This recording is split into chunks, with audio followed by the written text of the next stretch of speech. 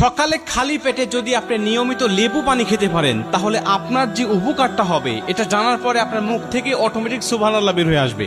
কারণ আল্লাহ এই ছোট্ট ছোট্ট বিষয়ের মধ্যে আল্লাহ কত যে দামি দামি নিয়ামত রেখে দিয়েছে আপনি কল্পনাও করতে পারবেন না। আপনি বলতে পারেন হুজুর এগুলো তো চিকিৎসকদের কথা, ডাক্তারদের কথা, তা আপনি কেন বলছেন?